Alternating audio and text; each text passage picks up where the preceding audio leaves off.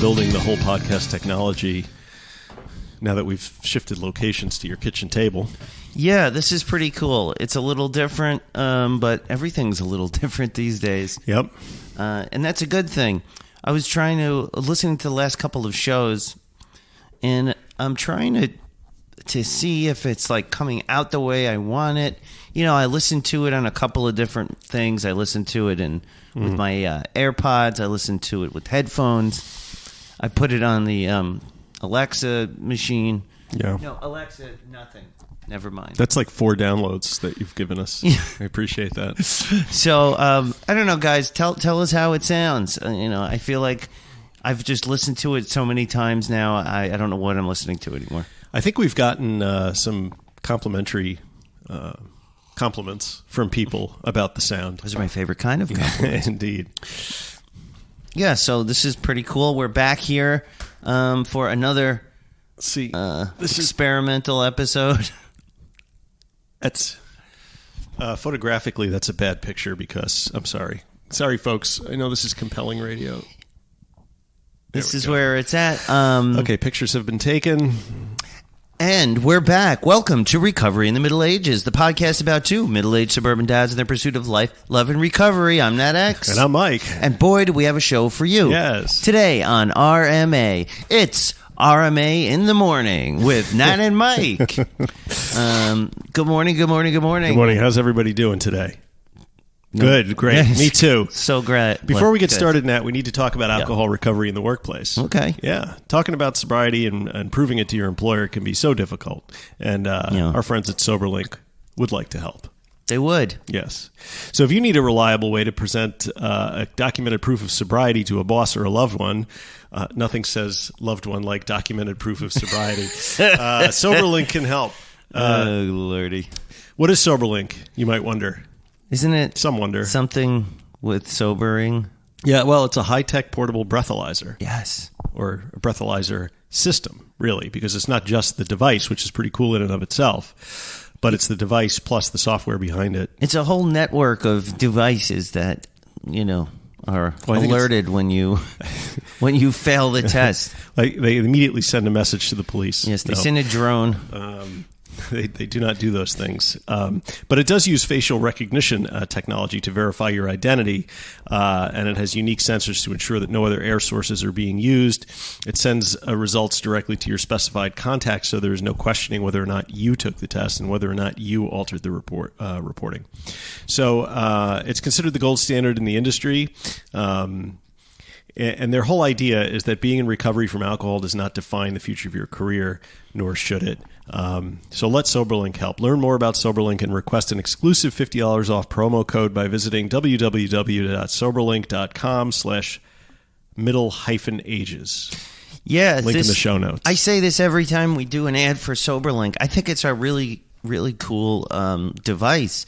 And also, because I'm thinking back to when I was in that time of my life when I was trying to prove that I was not drinking anymore. Yeah. And it was so hard to do because my wife knew, or my sponsor knew that I could come up with a million ways to fake appearing to be sober. So this is, if I had this on my, on my side, it would have been a lot easier. I could say, hey, I'm doing the right thing. I've got the SoberLink. There's no way to fake it. Yeah. And I'm sober. So check it out, guys. I was thinking about that too, but for me, like when I would go out with people, like there was literally nobody I could have asked to blow into the breathalyzer because everybody with me was always drunk too. So that would not have worked.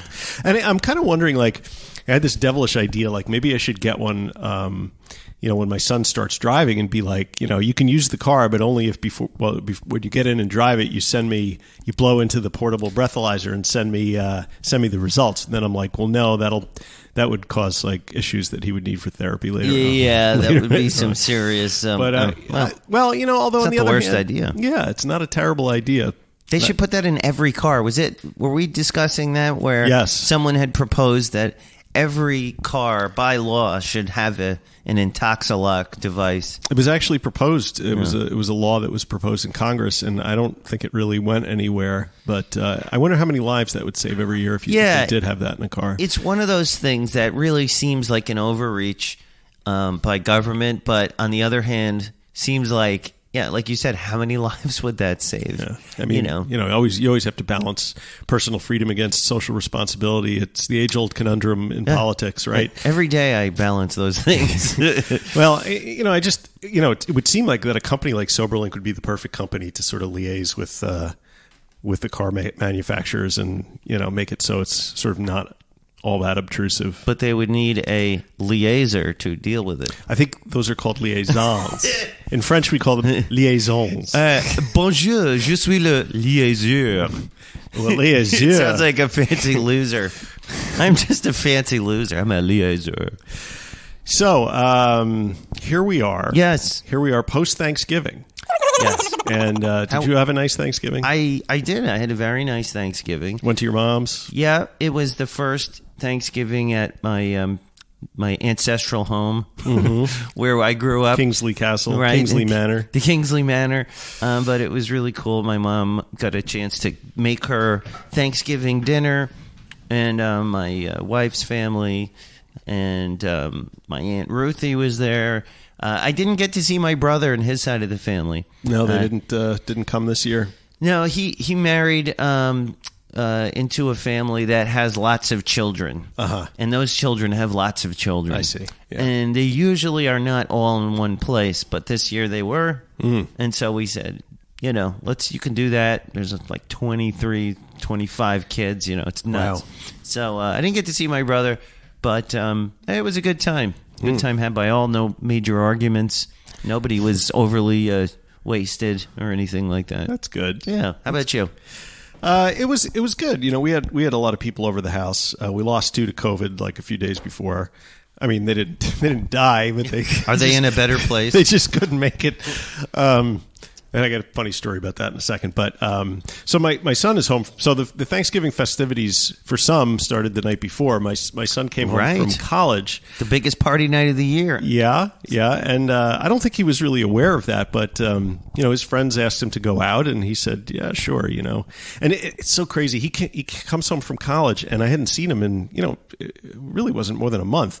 But when I saw him last time, he didn't really have his jacket off and stuff. But now I look at him and he's totally ripped. He's like been spending all his time in the gym. That's good. Telling me about recommending like how much protein I should eat and all this nice bro science he's feeding me up. And, all right, he's getting into the gym rat culture. Yeah, and I'm like, that's fucking way better than the drug rat culture that I participated in when I was his age. But we were having a discussion, and this is also unique because we never had discussions when he was in high school. It was more like, fuck you, Dad. That was the discussion. But now, like, we talk about politics, we talk about, future and all this other stuff. And he's very sort of into, like, Nietzsche and being, like, the Ubermensch, like the Superman kind of kid. Yeah. And I'm like, okay, whatever. Maybe he'll grow out of that because it's a little narcissistic, Yeah. Well, that's perfect for the age. But so we're having this discussion on Tuesday night when he gets home about how, he's like, I was smoking pot and I just put it down, I was drinking alcohol and then I just walked away. He's like, if you can't do that, you're just weak, All right. And I'm like, okay, that's interesting. That And then, so fast forward to the following day, he goes out with his friends and, we have a Ring camera right on the front door. And we have a nanny cam in the kitchen that we never took down, even though we don't have a nanny anymore, because it's amusing to see what your teenagers do at like 5 o'clock in the morning. So we're wondering, like, what time is this kid getting in? And my wife hears the notification from the doorbell. It's like, I don't know, 1:45. And she looks out and he's standing in front of the door, like weaving back and forth, and, like, trying to get in. He can't get in. He's punching numbers into the lock. He can't get in. And then I think he remembered that he actually left through the back door. So he goes around to the back door, comes in, proceeds to stumble around the kitchen, eating like, drinking from the tap. He's got his head under it, and, raiding the snacks and everything. And the next day we were supposed to run the 5K. So this is the tradition on Thanksgiving. Me and Ben go out, we run the 5K, and I invited him, and he said yes this year, and I was like, this is great. So I go the next morning up to his room. I'm like, hey, Dimitri, it's 8 o'clock. We got to go to the 5K. And he just opens one eye. He's like, to be honest, I'm way too hungover. Yeah. To go to I was like, oh, yeah, how's that quitting the alcohol thing going for you, what are buddy? you, weak or something? Yeah, so I was busting his balls about it, and he watched the video, and he was laughing about it. But, and it occurred to me, like, a couple of years ago, like when I was in the beginning of this sobriety business, I would have gotten like all like projecty and like upset with him and thinking like this is it for him. He's going to be a junkie. He's going to die in the gutter. Yes. And now I'm just kind of like, you know what? He's 18. He's got to go through some of this stuff. He knows, based on our conversations, like the dangers. He knows the potential pitfalls and He's stuff. got to live the consequences. That is a perfect lesson because he didn't get hurt. And he got to hear himself say very clearly, it's so easy to not do this, and to then go out as an adult and see why it isn't always so easy to just do it, these sorts of things. And, and to wake up with a hangover. I mean, that's a lesson. Well, and he got, and then I made him watch himself on video. Right, even worse. You've just compounded the humiliation and the shame. He was laughing and smirking about it because when you're 18, you can laugh and smirk at yourself staggering around drunk in the kitchen. The problem is when you fast forward to when you're 48 and you come home you're doing and your the wife same is thing. like, all of a sudden it's not, funny or cute anymore. So, that night he goes, and then a couple hours later he's like, I wonder if I should. I've heard people talk about this. What do they call it? The dog's hair, where you have. Yes. I'm like, you don't want to drink, right? You don't want hair of the dog, buddy. So, and then my wife's aunt had a couple too many, but she was fine. She just got weepy when her boyfriend started playing the piano in my house. It was this Irish guy who like just sits down and rips off this beautiful classical music. No kidding. Yeah, he's a really super nice guy. It's funny. He had 2 Coronas. Like, I know what everybody's drinking because I watch now. I know. I'm the same way. I know my exactly who's drinking what. My wife's aunt drained like a bottle of wine and was getting a little misty-eyed. But, look, nobody fought. Nobody got cantankerous. There was no discussion of politics. Yeah, we avoided it, too. And I survived with sobriety intact. I was pouring drinks for people. I was there too. I mean, I told you before the Thanksgiving that my mother had sent out something about, there's no alcohol. Right. Now, I think sister-in-law, my wife, and mother-in-law, I think they all just decided, fuck this, we're bringing champagne, she's never going to. Right. And of course, it was no problem at all. So they brought a couple bottles of Prosecco. But it was funny because they went through the first one, and then the second one was they couldn't find it, and people keep looking at me like, I didn't hide it, Why are you looking at me? Maybe they thought you took it away and why drank would it. I know where the fucking where the champagne went? And then they started thinking, well, Joan put it somewhere. My mother, I said, wait, just to ask her. I'm sure it's. It was just kind of funny that they were looking at me for that. I'm like, I had nothing to do with the champagne. Don't look at me, But it was nice. It was a good time, and we also avoided all of the politics. And I would imagine it's because my brother was not there. But for the most part, good times. I did see some postings on Facebook about people who were fresh, to sobriety, and this being their first round of holidays. And I remember that feeling, like how the hell am I going to get through this without drinking? And you could try and reassure people that, the first one, it's like any other skill. Like the first time you get on a bike, you're going to be wobbly, but the second time you get on, it's fine. And then eventually you're not even going to think about it while you're riding your bike. Right. I mean, you should always think about looking out for potholes in the road, right? Or else you'll fall and break your face, right? And that's a good allegory for but you get muscle memory and your body gets used to, doing those sorts of things. It gets easier. There's nothing like more empowering also than getting through the first set of holidays with sobriety intact, Yeah, I remember going through that, and it's like you're going through it. I remember being at the holiday where it was this big feat for me to get through it, and and it was hard. So I remember it was not always this easy to do that. It was like, and that's why it's important to, like what we talked about, have a plan, all of those tips, and hopefully you guys got something out of that. The other thing was the Monksters started like a book club for this book by Matthew Perry. And that sort of brings us to the show today. I know I could go on all day. I did a couple of crazy things, too, since the last show. What did you do that was crazy? Just give us one. The one crazy thing was my friend Chris, who was in the band with me that opens the show. I have, for years and years, he runs a recording studio. We played in bands. And he's still playing in some of the bands he like records for. And so this one particular band, Sprout, got locally pretty big as like a punk band in the early 2000s. Just locally, they were touring. They had one of those bands that has a lot of fans, but only in like a 20-mile radius type of thing. Mm-hmm. And they had a reunion show from 20 years. It was like they hadn't played in 20 years. And so just like old times, Chris is like, you want to come help me out? He's playing guitar. You want a guitar tech? Oh, wow. Which I was like, okay. And so I was in this bar, which bar was it? Village Pub, I think, in Amityville. Okay. It's been a couple of different, places over the years. In fact, Chris and I were like, wait, didn't we play here?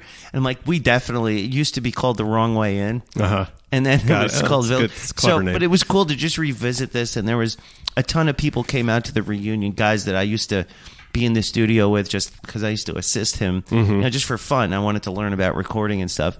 And so a lot of these guys were like, oh, I remember you, And so it was kind of a cool little, reunion, but just to see all of those people now, some of them are, parents, and they're kind of like leaving their adult life to just do this for one night. Right. And there are some guys that are still like in it, and you can see it. Sometimes it's a little sad. Sometimes it's like, hey, great, good for them. They're like still pursuing their passion. But it wasn't hard for me to be at this bar and not drink. That, going back to what we just said. And my friend Chris, who I don't see a ton, he's not like up on my recovery and things like that. He just checks in with me every like 5 years or every 2 years, that type of thing. And so he was concerned. He said, is this okay for you? You're going to come to a bar. Are you okay? How have you been doing with your drinking? You ever get this question from people who aren't in recovery, and they're trying to like carefully suss out how you're doing without offending you, or and so it was one of those. I said, no, I laughed. I said, no, I'm fine. Thank you for asking. But it's been a while, and it's not a problem for me. Okay, good. He said, I'm just checking. So I had a nice night. It was late, and I had a hangover the next day just from being up till 11:30 or something like that. 11:30, wow. But I was moving. I was trying to show, like, when the band was playing, I was trying to get into it to get the crowd, maybe, I don't know, but it was a lot of fun. I guess the point is you're in a bar, but you have a purpose there. You have something to do. Yeah.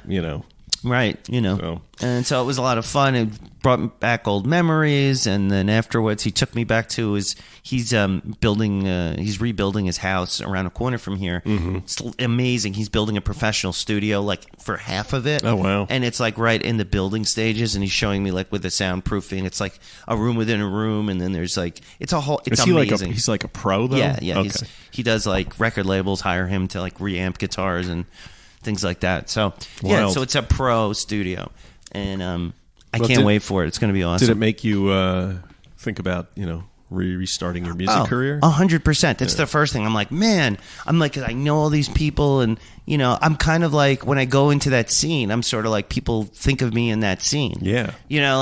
I'm so out of it now. It's like, but I go back, and the way people like remember you, if they haven't seen you since then, you're just you're that guy again. Which is a little weird sometimes. Yeah. When it's like, it is, because I'm like, that hasn't been me in a really long time. But at the same time, I feel like I could easily slip back into this and start, rehearsing all the time, going to these horrible shows where nobody comes, and you're your own roadie and all of that. Yeah, but be careful how far you slip back in. Right? Yeah, I mean, I thought about it for about a minute, and then I took my son to his percussion lesson, and I said, this is where I need to be. Right. Yeah. Taking my son to his lessons. Showbiz is not very conducive to sobriety, as our friend Matthew Perry learned. There's no business like show business. Yeah. I know. So, right. I got it. Just got it. I got it while you were saying it, but I didn't. You want to introduce the book while I make myself a an espresso. Okay, Would you like one? Are you good? No, I'm okay. You don't have half and half. You have 2% milk and almond milk. Well, What I the drink fuck, it black, dude? half and half. Maybe for next time, I'll get you some half. I almost thought about bringing my own, but I was like, no, of course he's going to have half and half because while he's a Philistine, his wife is probably civilized and drinks coffee with half and half in it. But she's like an almond milk person, I guess, right? I'm guessing that's not your almond milk? No. Okay. So anyway, this week's topic is we're going to do a review, or, what passes for review in RMA land, of Matthew Perry's celebrity addiction recovery memoir called Friends, Lovers, and the Big Terrible Thing. No one told you life was gonna be this way. Yeah.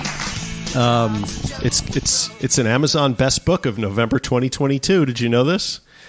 I didn't either. I did not know that. And maybe the way it's described in press is kind of reflective of the way that I kind of felt about this book after I read it.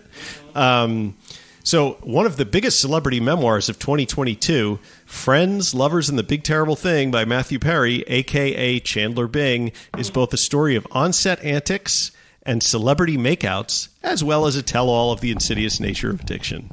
Yes, lots of celebrity makeouts. Yes.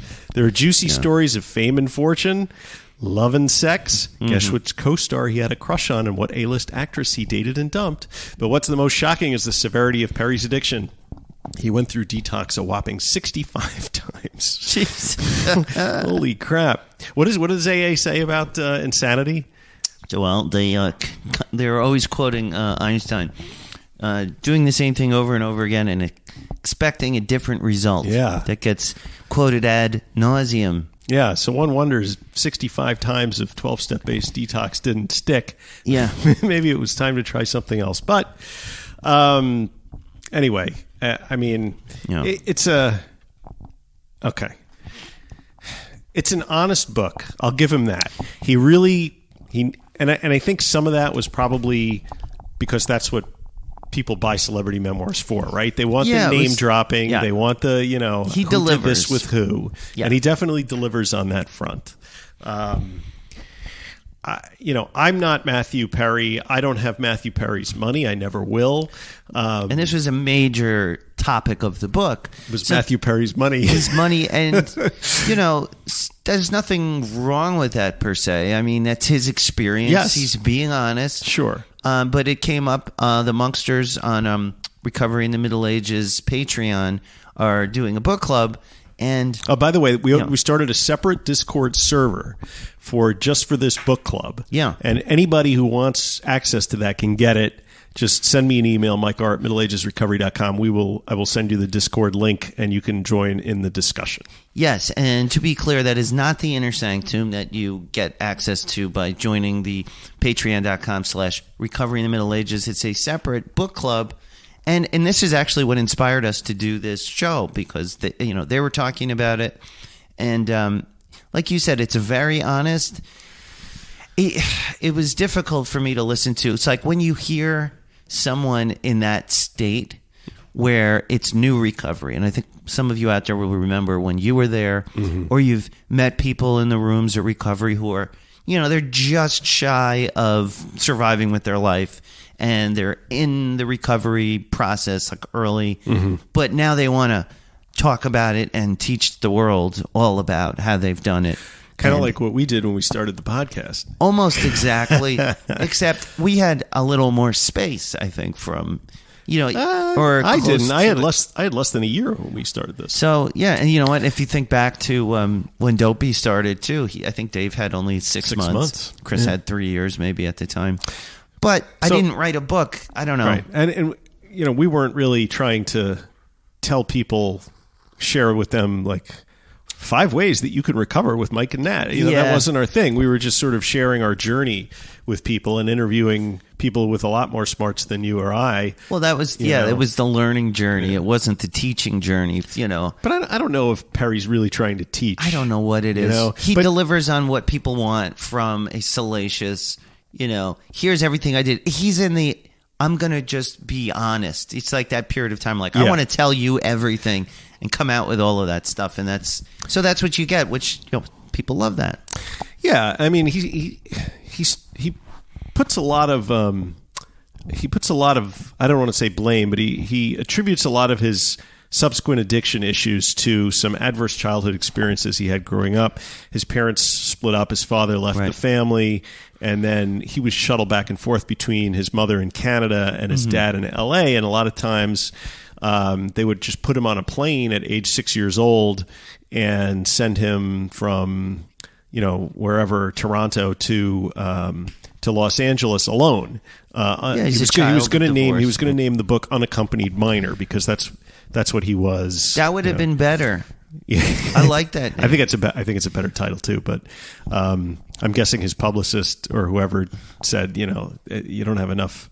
I think that's the name of another famous book or something. But it's interesting. His mother was actually the secretary to the Canadian Prime Minister, Justin Trudeau's father. Yeah, right. Yeah, and he actually beat up Justin Trudeau in a bar once. He's mentioned that. Yeah, the name dropping. Like I'm trying to examine why I had this visceral reaction to this book. What was your visceral reaction? Was it distaste for Matthew Perry? Because that was kind of mine, and I've been looking at that and trying to trying to figure out why I dislike him. Yeah, I'm doing the same, because I had this visceral reaction.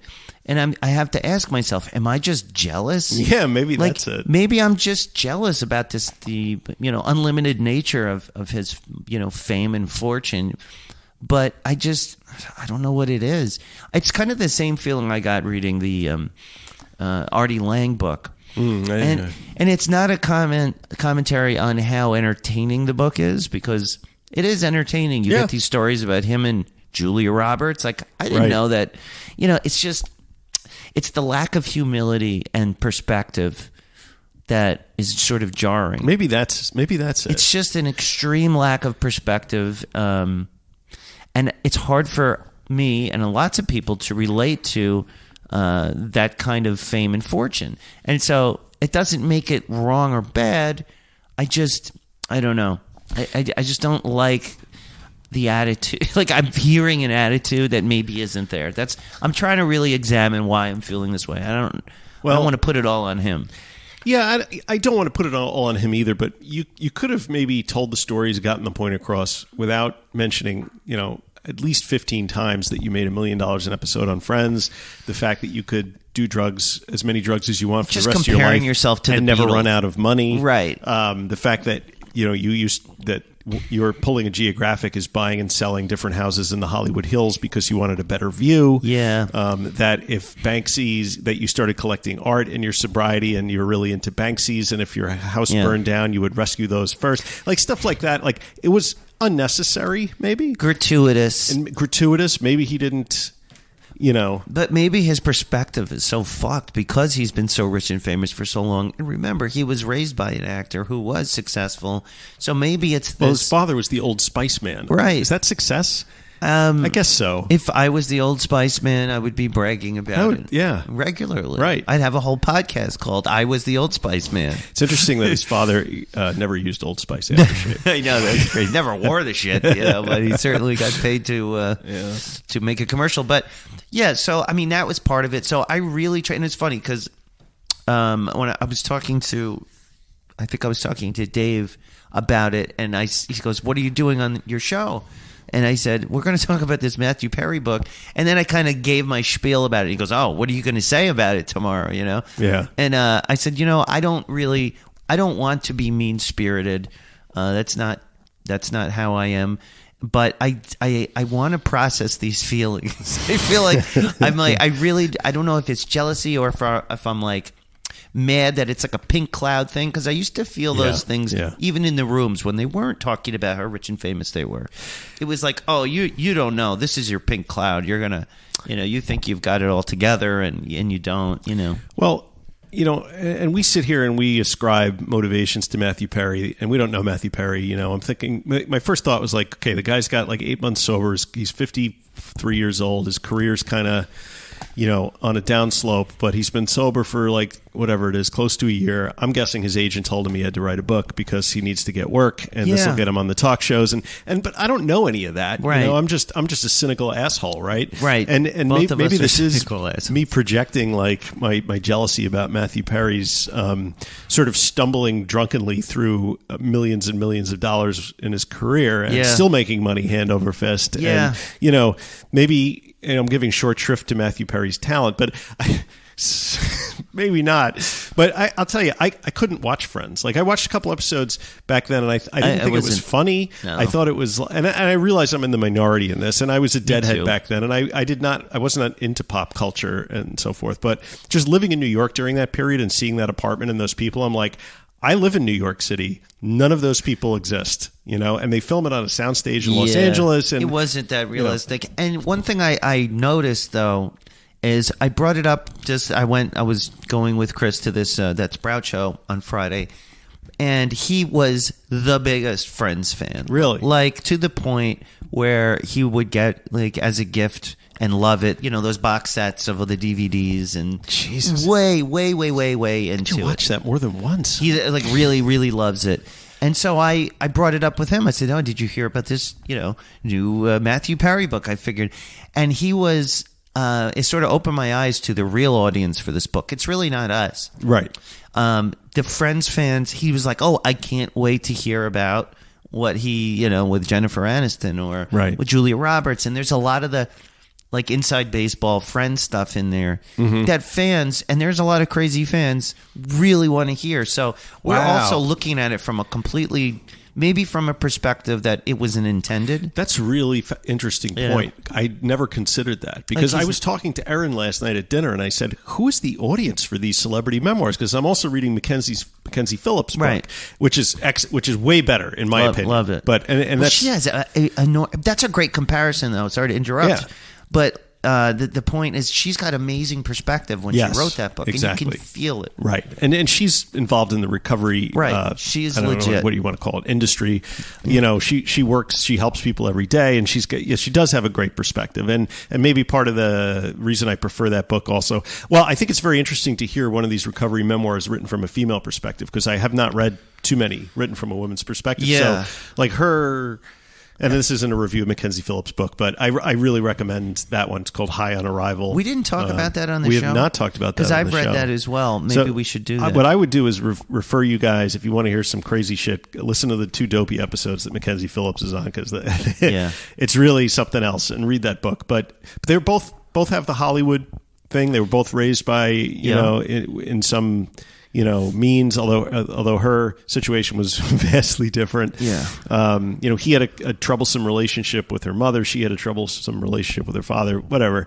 But I think I've said all the negative shit I want to say about Matthew Perry, really.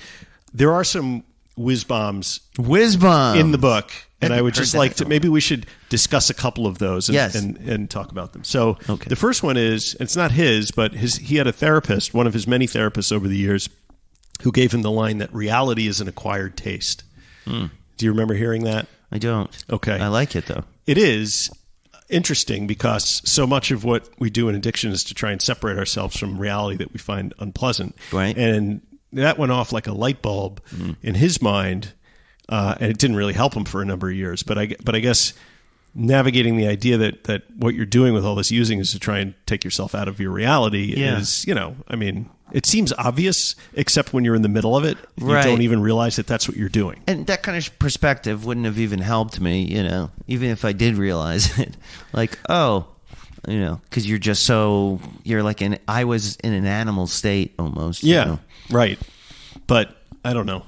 That stood out to me as a moment of wisdom and clarity.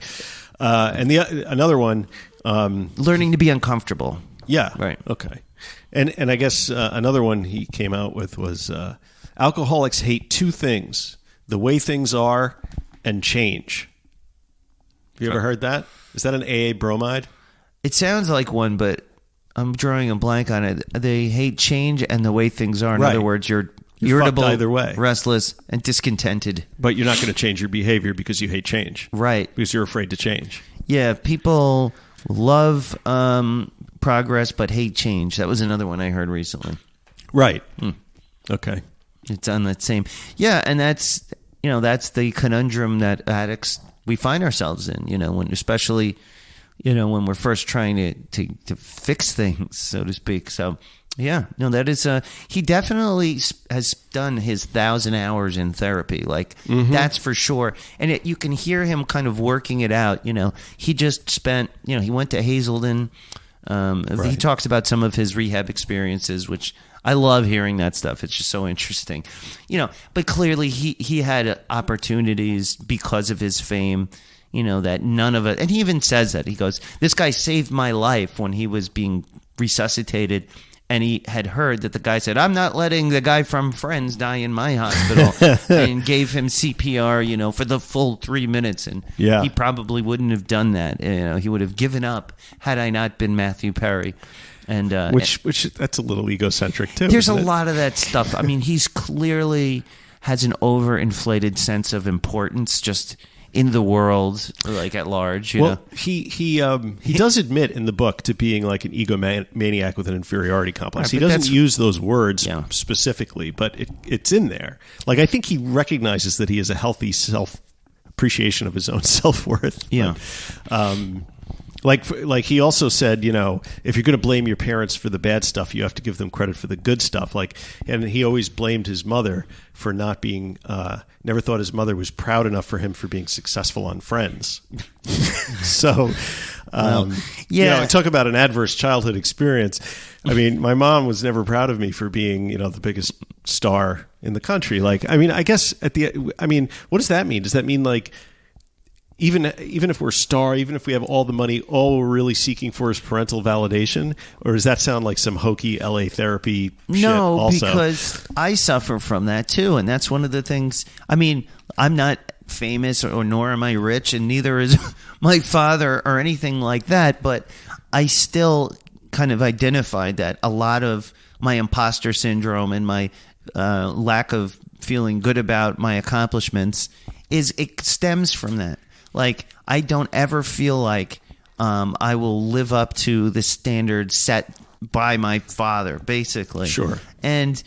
But I also recognize that that's absurd, and that, of course, my father loves me regardless of whether or not I live up to some imaginary standard I've superimposed on his, intentions. Right. It's not his standard. No, it's your standard. It's completely my dysfunction. So it's like that's another case of I understand it, but why do I still feel it? Yeah. But so on another level, you could see that even when you're as successful as he has been, Matthew Perry, you can still feel inadequate. You can still say, my mom doesn't, respect my success. Meanwhile, she's probably elated that you're a billionaire and are so famous, Right.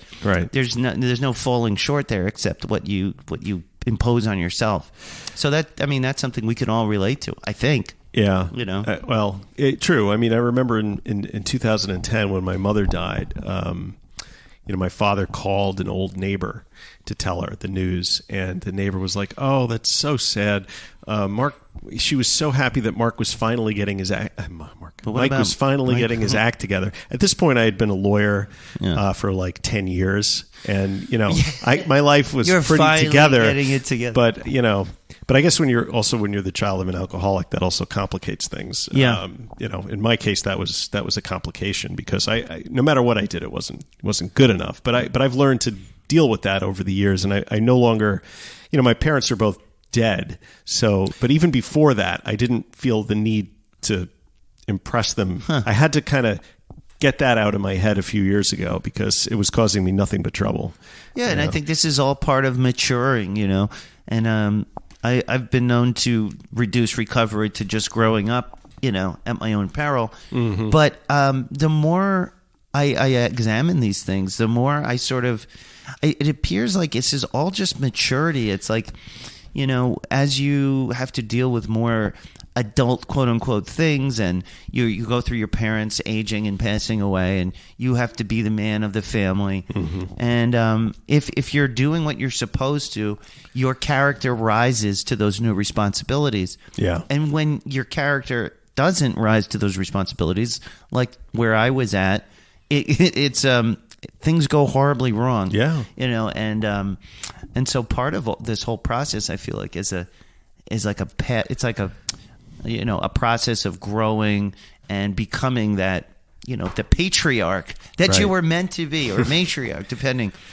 And so, yeah, it's very interesting to see that a guy, even Matthew Perry, can feel like he's not living up to his mother's expectations. Yeah, I try not to dump any of that shit on my kids, because I just want them to be happy, well-adjusted, productive people, and happy in whatever definition that they set for themselves. Like my son, because he's been struggling in his first semester of college, and he came out with once you just want to be able to say that you have kids that went to college, and I'm like, do you know my personal story? Yeah. And so I kind of went back and I told him, and I said, I don't give a shit if you go to college. I don't give a crap. I just want you to be happy with what you're doing. Yeah. Don't turn around and look at us and make assumptions about what we want, what we think is your life's trajectory, because we're going to be dead. You're going to be still living. This is you your don't need life. to carry this mental baggage around with you. It's your life. Do it. Yeah, it's a tightrope to walk too, because I try and do the same thing. I wonder sometimes if I'm overdoing that. I just want you to be happy thing, and maybe am I withholding some direction that I should be giving to Noah and Max? Your kids are a little younger than my 18-year-old. True. You're at a very different spot. He's kind of feeling his own course, but I don't want to be the one that's holding him back or forcing him to do something that doesn't fit with his personality. I'm glad I get to watch you do it first. Yeah. I can watch from here. Well, I've apologized to Dimitri already. I'm sorry. We really fucked up with you, in a number of ways that we're trying not to do with your brother. It was a sacrifice for his brothers. The first one's always a bit of an experiment. If you want to make an omelet, you got to break a few eggs. Yeah. Sometimes those eggs are children. Yeah. Sorry, Noah. Listen, we're all just trying to claw our way, out of the darkness, right? Yeah, I heard, and my perspective is getting. Is changing, of course, as time goes on. I've heard something on TV where they were saying something about your kids. What was it? It's just seeing that. Darn it, I completely dropped it. We were talking about our kids growing up and coming into their own and being, proud of them no matter what. Well, I'll have to take this in another direction because I completely forgot Keep tap dancing. what I was saying. But yeah, trying to just, I do that with Noah too. I want him to do certain things, and I want his life to go in certain directions just because I know it'll be rewarding for him. Yeah. But, just threading that needle of not being too... You can nudge, but you can't push. Right. Because then they resent it and they'll go a different direction. You can bring a horse to water, but you can't make him not drink. Yeah, and you also, you leave them with a whole bunch of what they perceive as trauma.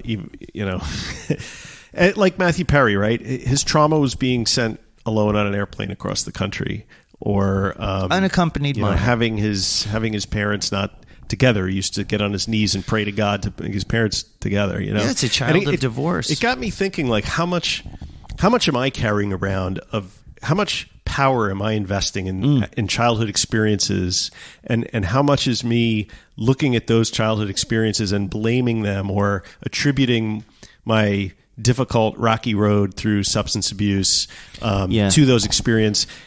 Is it easy to turn around and look back and say that's what caused this? And am I doing that to avoid looking at other issues? Right. It really got me thinking about I doubt Matthew Perry's 30 years of opioid addiction were really attributable to the 2 or 3 times he was flown across the country on an airplane by himself. You know what I mean? And that's what he makes it seem like.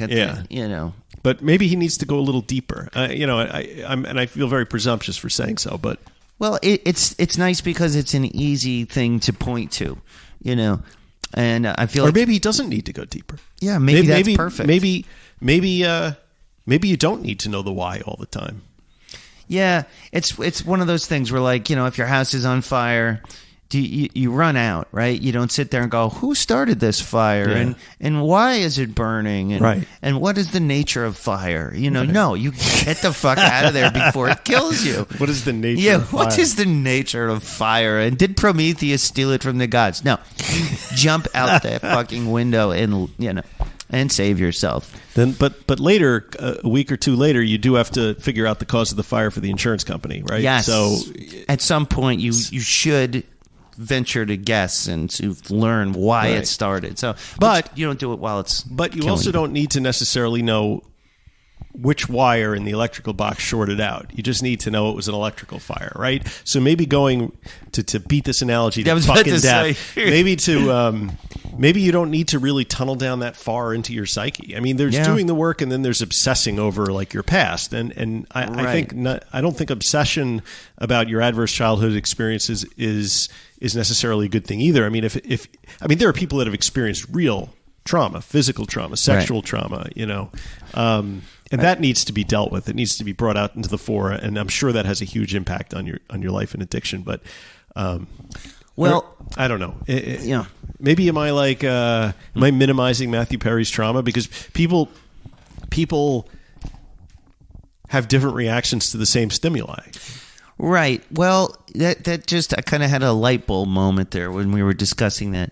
I feel like there is a process that happens over, just looking back on my own, and he's at a certain point in his recovery process where this is what is foremost in his mind. So, like, maybe he's just in that part of his recovery where this is what you focus on for a bit. Because I'm sure I did that, as you like going through the recovery. And so maybe the thing I don't like is that he's written this book at that part of his process, which is a time of my process that I'm uncomfortable with. And so maybe reading his book reminds me of when I was at that spot.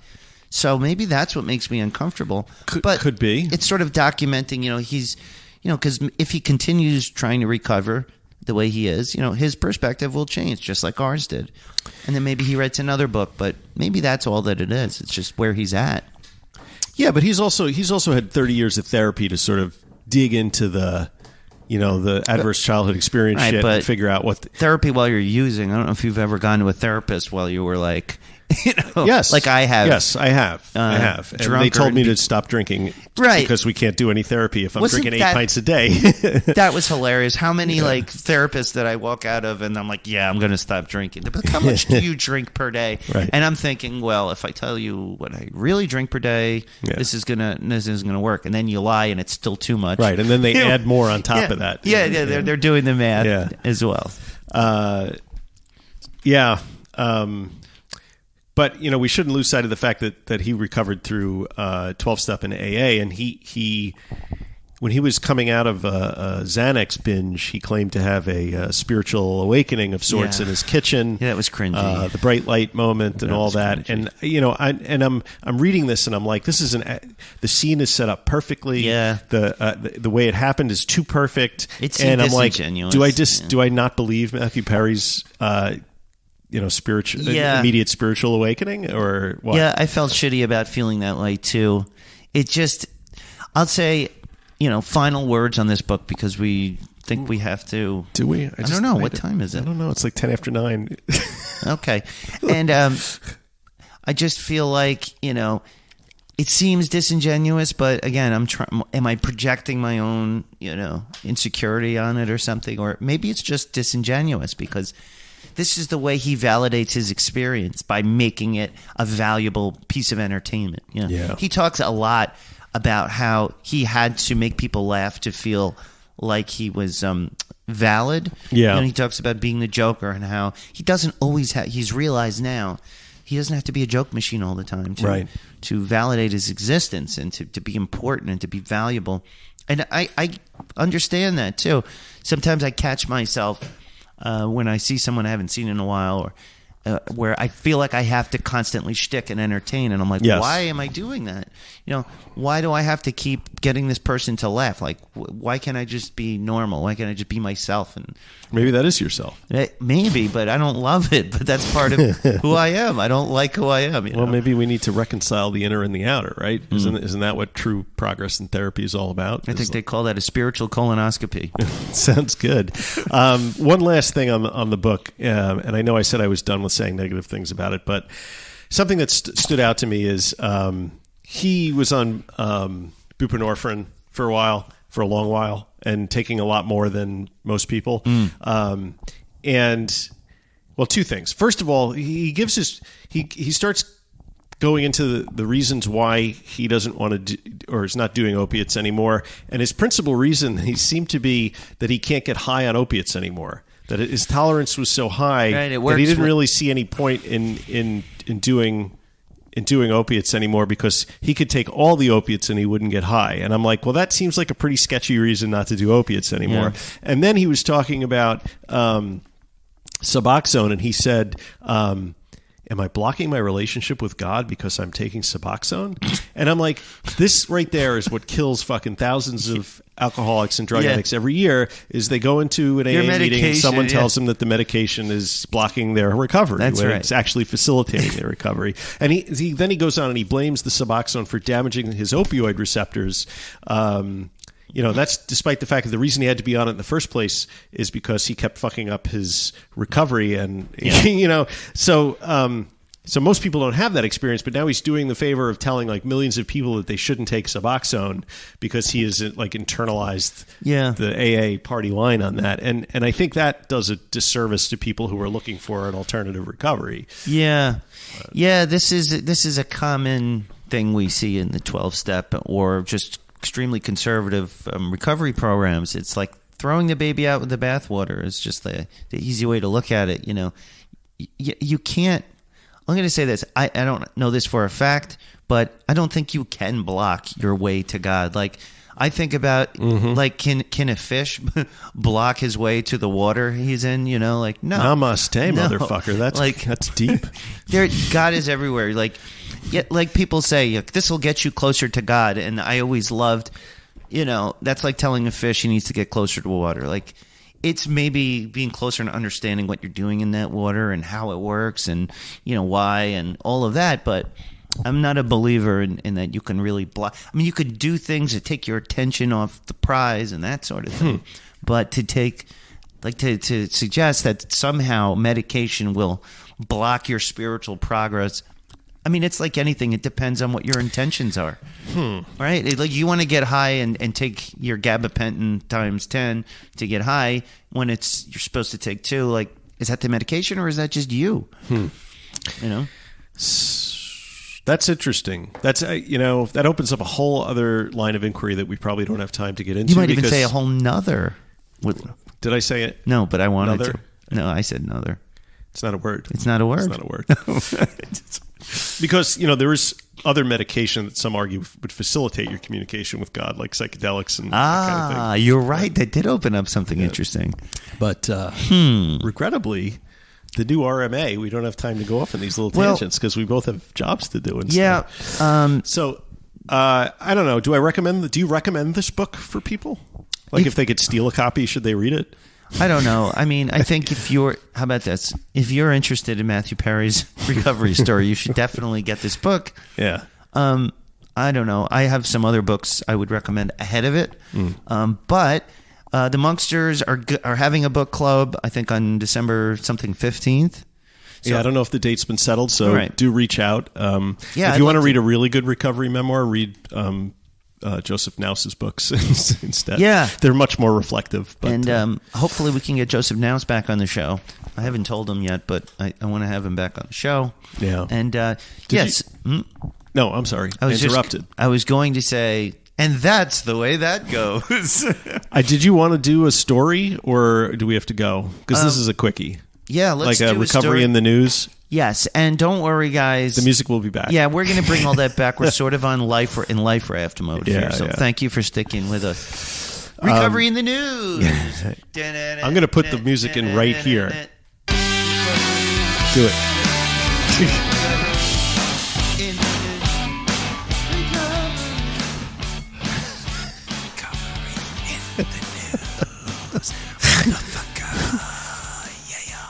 going to have a lot of fun deliberately not matching that to the music. I don't know if that's going to be in key. I can't remember that first chord.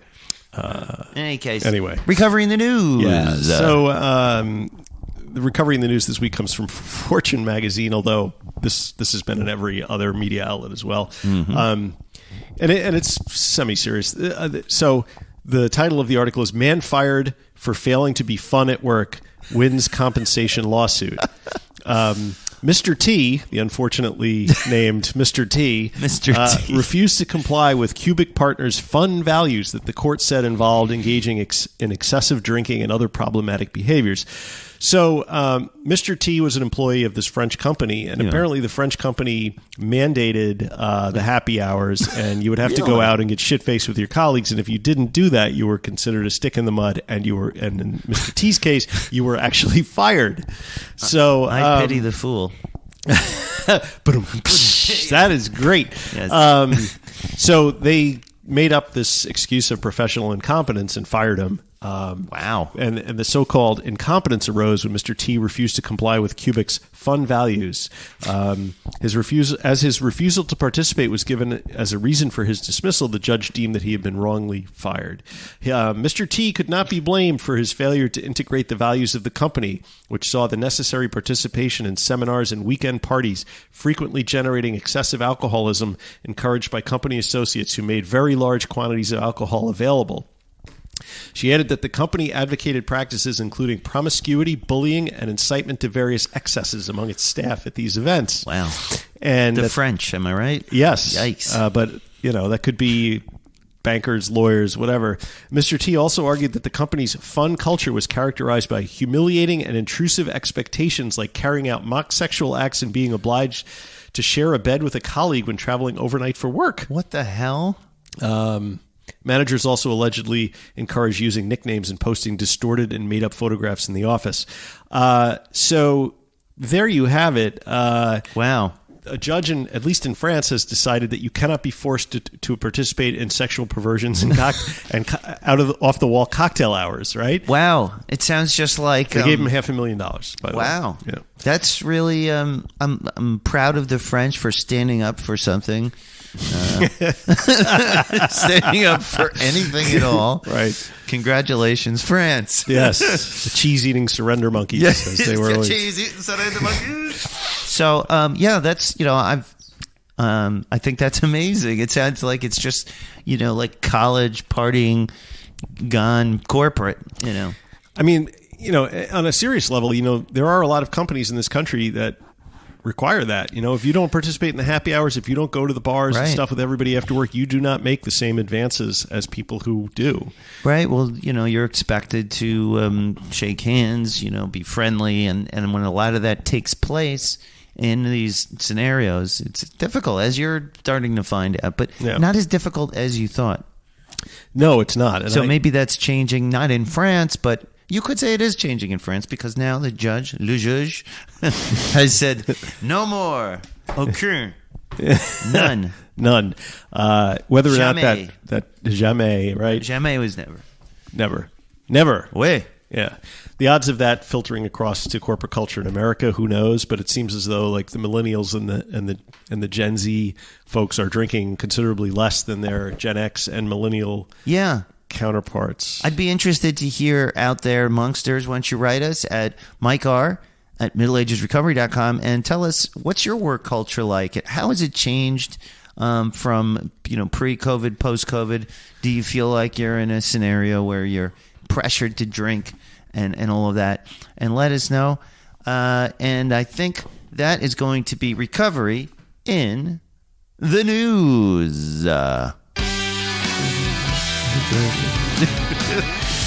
And that's where the music goes. Right. So, anything left that we'd like to say? Have we achieved our goal for the day? I think we've provided a solid hour of content. Yeah, and thank you guys so much today. because you really have stuck with us, and we're just really happy to be back and doing this, and it's only going to get better. I feel like the world, our lives, our schedules are starting to change in a way that it's like Moses parting the Red Sea. We're making room, and we are going to go boom. It's going to be good. We're going to make it happen. Chased by people on chariots. But that about does it for today. I know I had a great time. Did you? Yes, I did. Thanks so much for listening. Visit us at middleagesrecovery.com, Podbean, Apple Podcasts, Facebook, Instagram, Spotify, YouTube, and Twitter. So tweet us at Twat, you twit. Support your favorite show. Drop us a 5-star review. Guys, Monksters, where are the reviews? We need reviews, please. Maybe if we mail out a T-shirt or two to Melissa, people would owe write them us reviews. Please write us a review. That? A good review. And we love meeting new Monksters, so check us out on Facebook. There is a Facebook group, Recovery in the Middle Ages. You can join our Patreon at patreon.com/Recovery in the Middle Ages and get onto the Inner Sanctum. At some point, we are going to have more exclusive content. You get free merch Let's for being on there. one day at a time. Dad. And finally, the best way to help the show is to share it with a friend. If you get something out of our little show, please share the love and help grow the RMA movement. And as we say, non proficiat perfectum. Progress, not perfection. See you next time. Stay fresh, cheese bags. Be good. Bye. Bye.